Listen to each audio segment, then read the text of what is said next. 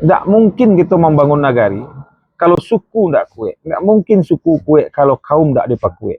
Maka mari kita mulai membangkit batang tarandam ko dengan memulai kekuatan dari kaum. Assalamualaikum warahmatullahi wabarakatuh.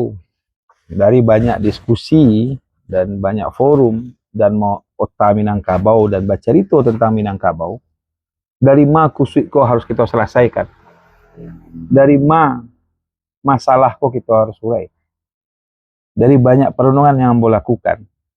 Banyak yang peduli jo Minangkabau, banyak yang peduli jo nagari, banyak yang peduli tentang kondisi awak di ranah Minang hariko. Tapi pertanyaannya adalah, dari ma wak kama mulai menyelesaikan? Kalau kita masih diskusi dengan tambo, kabar, dari asal usul Minangkabau dan lain-lain sebagainya, panjang debatnya. Kemudian kita diskusi tentang larih dan lain-lain sebagainya, panjang diskusinya. Ambo berpendapat untuk membangkit batang tarandam ADBS SBK atau adat besi syarak bagi berbelah syarak mengatur adat memakai. Maka menurut ambo gerakan yang harus kita lakukan, dan yakin ambo setuju banyak orang, tidak mungkin kita membangun nagari kalau suku tidak kuat. Tidak mungkin suku kuat kalau kaum tidak dipakui. Maka mari kita mulai membangkit batang tarandam ko dengan memulai kekuatan dari kaum. Karena di Minangkabau inti dari kekuatan itu di kaum. Kalau kaum kue, suku kue, nagari kue, dan kalau nagari kue, Minangkabau kue. Untuk itu kepada mama-mama ambo, penghulu, nenek mama, pertanyaannya lah baralamo penghulu nak mengumpuan kemanakan dalam lapik sahalai. Atau barundiang bacarito duduk baselo, barap duduk barampak.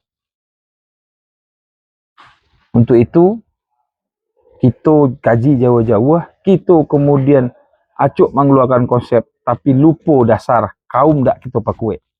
Barakali, bara banyak nenek mama atau mama kepala kaum duduk barundiang, maja kemanakan. Untuk itu, yuk, kalau kita semangat sama-sama dengan semangat membangkit batang tarandam, yuk kita perkuat basis kaum kita masing-masing. Kita acuk silaturahmi dan komunikasi di kaum. Walaupun juga masing-masing kaum punya problem, tapi kita pakui kaum kita masing-masing. Kalau kaum kolah kue, nagari ya, suku akan kue, nagari akan kue, Minangkabau akan tabangki seorang.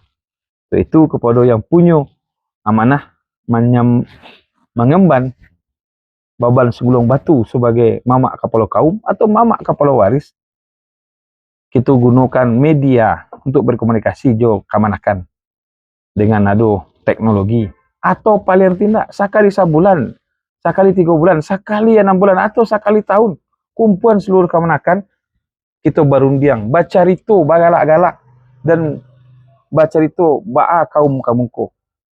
Tunjuk aja kamanakan.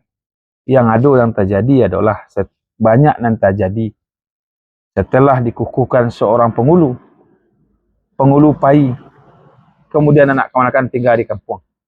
Atau setelah itu tidak ada lagi duduk bersama basilo dalam lapik sahalai. Kalau di kaum lah melakukan duduk di lapik sahalai, duduk basilo, duduk bersama, maka setelah itu suku juga melakukan hal yang sama.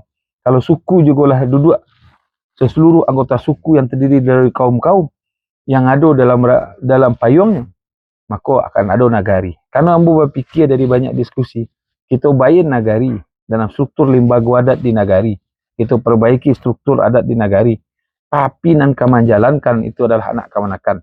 Kita buat aturan di nagari, tapi di suku tidak pernah kita urus, maka akan ada reaksi. Untuk itu, ambo berpikir beberapa hari kok membangkit batang tarandam dimulai dengan menyusun balik kekuatan suku. Assalamualaikum warahmatullahi wabarakatuh.